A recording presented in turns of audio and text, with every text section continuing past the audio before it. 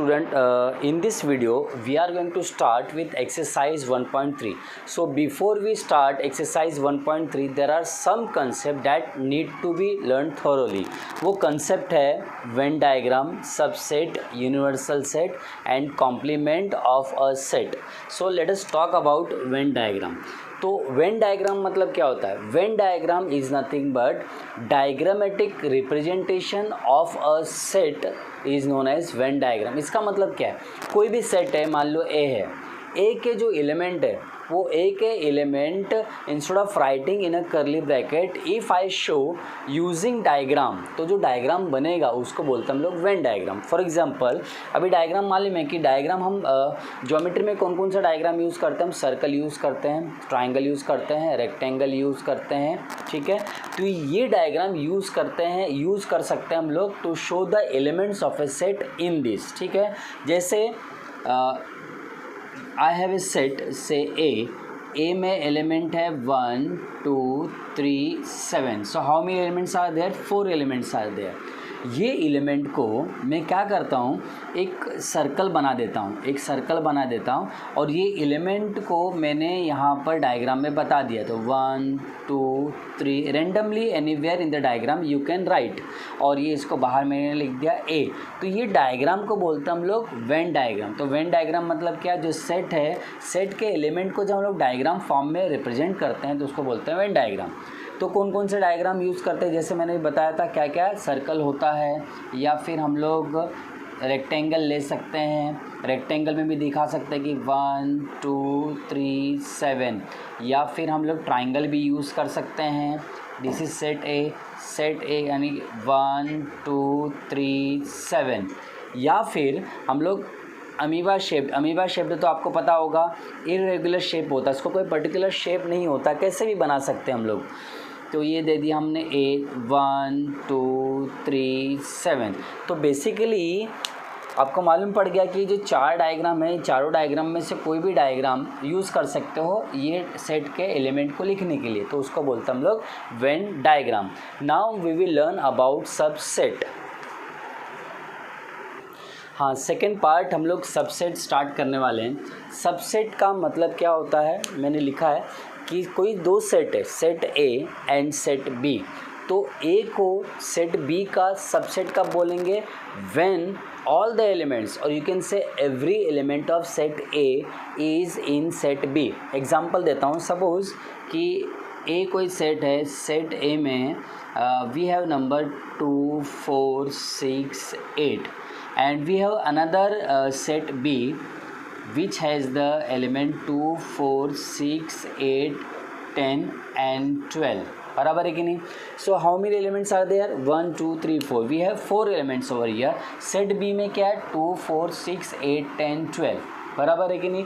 तो ये जो एग्ज़ाम्पल मैंने दिया हुआ है, ये एग्ज़ाम्पल में देख के अपने को मालूम पड़ सकता है कि सेट ए के every element of A, set A is set to be subset of set B. A को बी का सबसेट कब बोलेंगे? When every element of set A, set A के हर एक एलिमेंट सेट बी में है.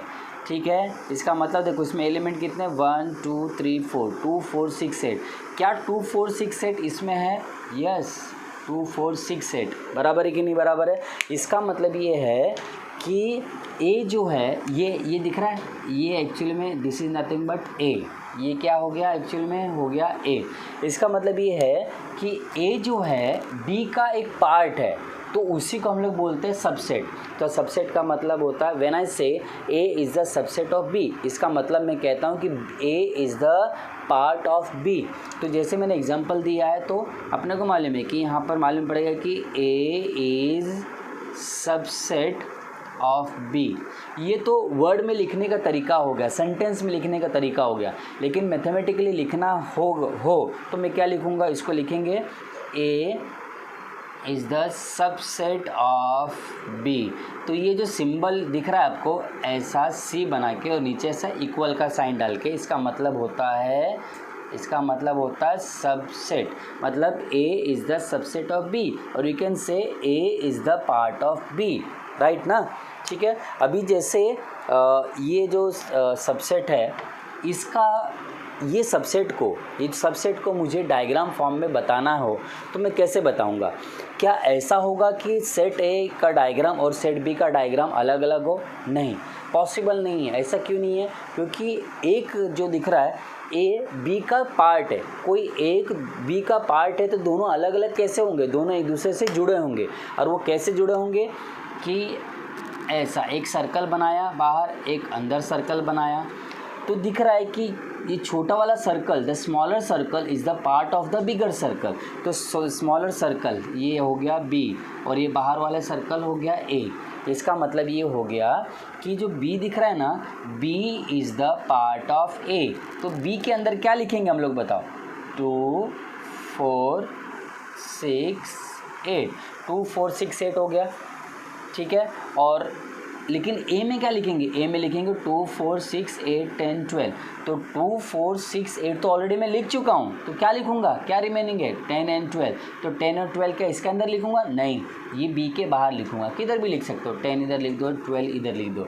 तो this is the way to show कि B is the subset of A by Venn diagram. This is Venn diagram for subset. This is the example of subset. This is the way to write the subset. This is the definition of subset. तो आप क्या काम करना, Venn diagram का जो मैंने पहले बताया हुआ है, तो वेन डायग्राम का आप लोग ऐसा डेफिनेशन लिख लेना, और वेन डायग्राम के इसके पहले जो ये मैंने ये लिखने से पहले जो बताया वो भी लिखना, और सबसेट का डेफिनेशन, एग्जाम्पल और वेन डायग्राम जो यूज़ कर रहे हैं सबसेट के लिए वो लिख लेना अच्छी तरह से. Third is universal set. So instead of giving the definition of it, मैं आपको एग्जांपल देता हूँ, ठीक है. अभी सपोज़ ए कोई सेट है, उसमें है नंबर 1 2 3 4 5 6 7 8 9 10 यहाँ तक है. B is the set containing elements 2 3 5. C is the set containing element 5 6 7. Take one more example. So B C D एक एग्जाम्पल और D का ले लेता हूँ. सपोज वी हैव 4 5 एंड 6, ठीक है. तो आप लोगों के सामने 4 सेट बनाए मैंने.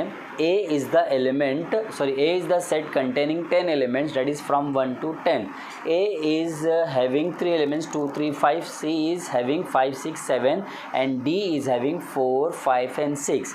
देखने से क्या मालूम पड़ रहा है आपको? ये मालूम पड़ रहा है कि B जो है 2 3 5, these elements are obtained from A. C is also 5 6 7 is obtained from A. D is that is 4 5 6 is also obtained from A. तो इसका मतलब ये है कि तीनों के तीनों सेट के एलिमेंट हमने A से लिए गए. मतलब इन सबका सबसे ज़्यादा मतलब जितने भी एलिमेंट है सारे के सारे एलिमेंट इसमें से लिए गए. तो यहाँ पर हम A को बोलते हैं यूनिवर्सल सेट, ठीक है ना. तो मालूम पड़ गया ना यूनिवर्सल सेट मतलब क्या होता है. तो यूनिवर्सल सेट मतलब होता है कि उसी में से ही एलिमेंट लेते हैं, ठीक है. जैसे यहाँ पर हम लोग क्या बोल सकते हैं, B is the subset of A, C is the subset of A, D is the subset of A. So B is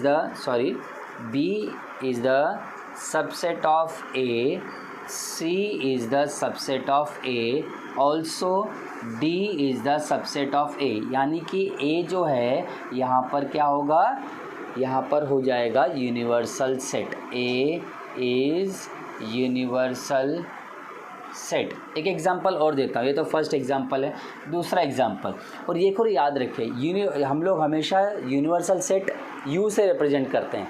तो बोलोगे सर U से रिप्रेजेंट करते हैं तो ये A क्यों लिखा है? आपको एग्जांपल समझाने के लिए एक एग्जांपल और लेता हूँ मैं. सपोज़ U यूनिवर्सल सेट है, A B C D E F G up to Z बराबर. A B C D E F G H I J K. हमने ले लिया X is a set having alphabet, small alphabet B C D. Y is having another set D E F. मैं कितने भी set ले लूँ, X ले लूँ, Y ले लूँ, Z ले लूँ, जितने भी सेट रहेंगे वो सारे के सारे कहाँ से लिया रहेगा, U से लिया रहेगा. तो यहाँ पर U क्या हो गया, U is the universal set. ठीक है ना। तो यहाँ पर एक चीज़ और मैं बता दूँ, तो सबसेट में मैंने बताई नहीं, मैं बता देता हूँ।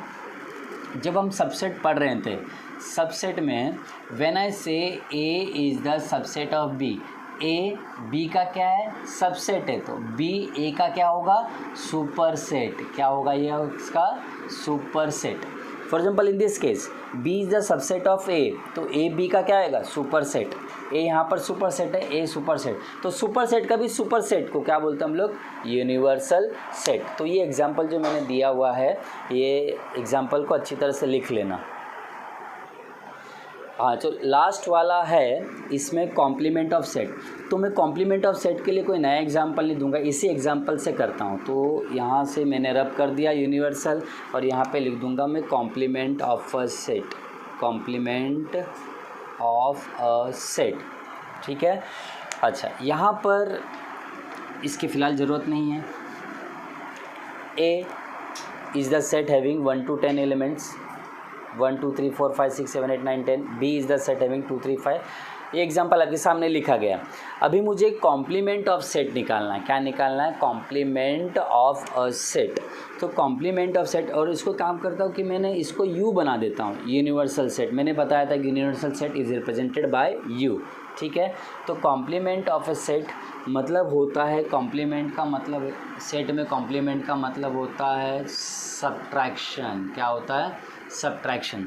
सपोज मुझे बी का कॉम्प्लीमेंट निकालना है, तो complement of B, complement of B is nothing but U minus B.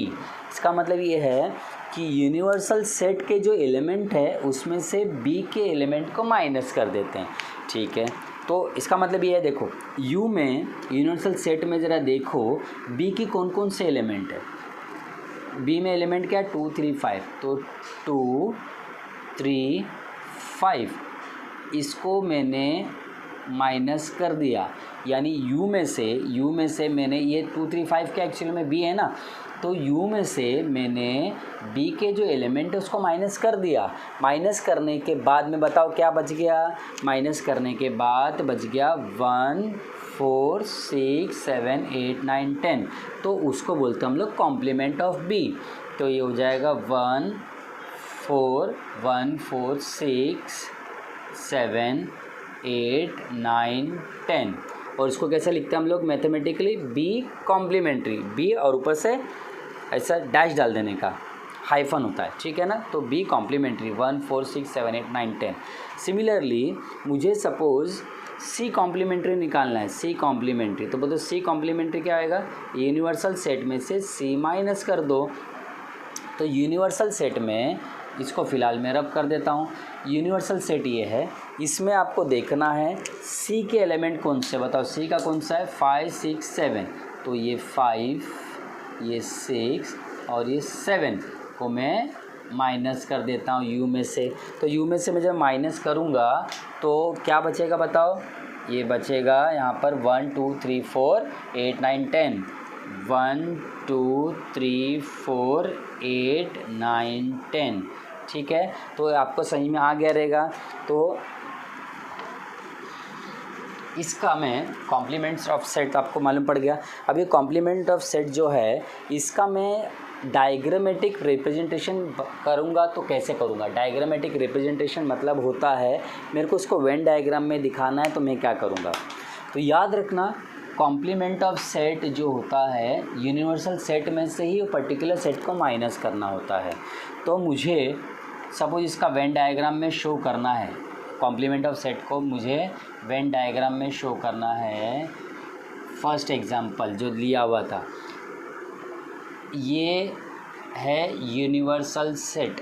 याद रखना हमेशा सेट को कोई भी शेप में दिखाओ, सर्कल में दिखाओ, रेक्टेंगल में दिखाओ, ट्राइंगल में, अपना ट्राइंगल में दिखाओ, स्क्वायर में दिखाओ, लेकिन यूनिवर्सल सेट हमेशा जो होता है वो रेक्टेंगल के फॉर्म में ही डिनोट करना पड़ता है। तो यू क्या है, यू में बहुत सारे एलिमेंट है 1 से लेकर 10 तक।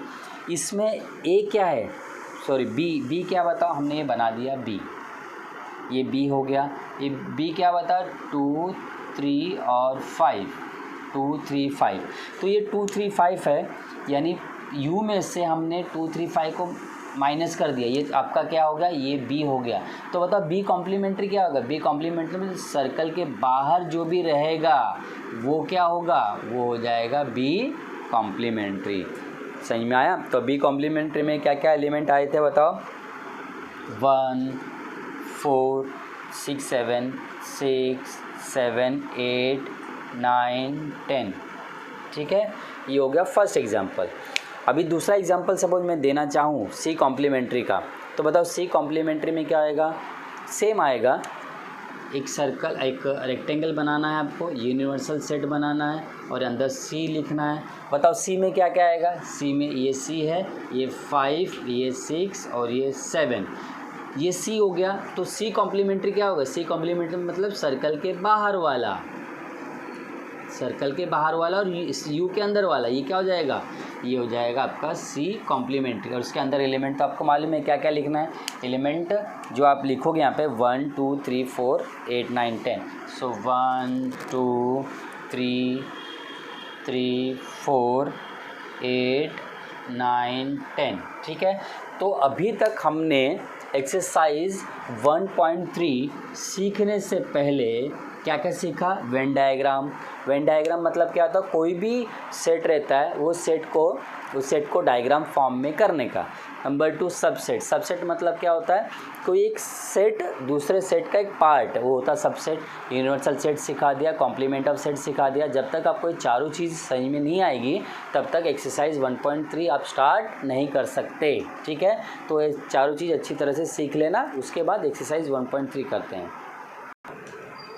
एक्सरसाइज 1.3 का first sum, as you can see there are 4 sets A, B, C, D containing some elements in the form of alphabet, small alphabet. Then what they are asking, then which of the following are true or which are false.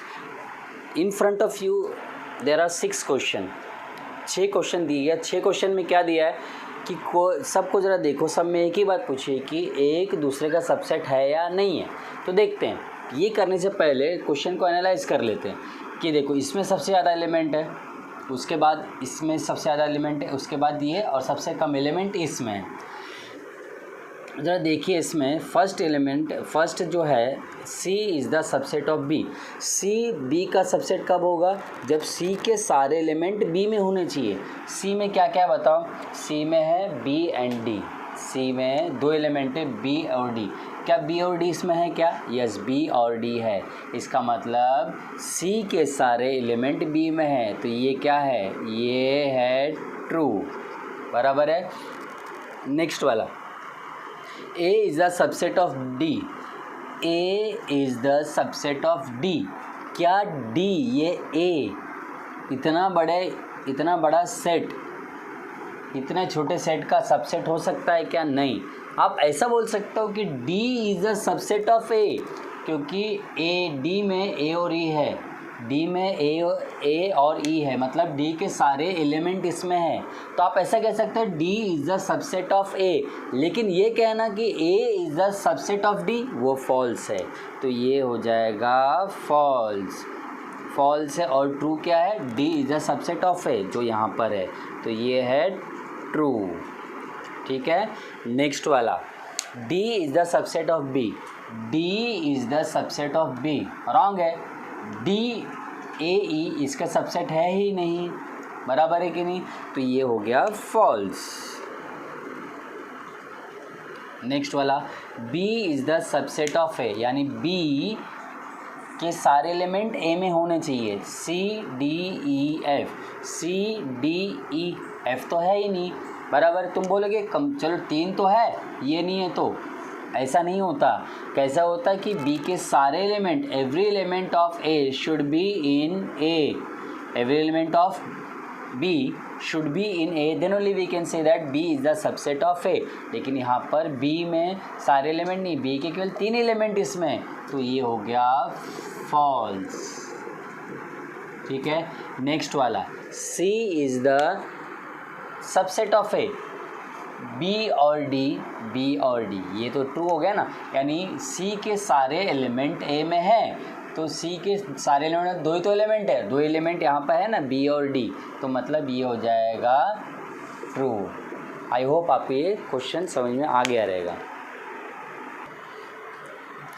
Question number 2 में दिया हुआ है take the set of a natural number from 1 to 20 as universal set. तो देख सकते हो कि यहाँ पर दो सेट है, x है और y है।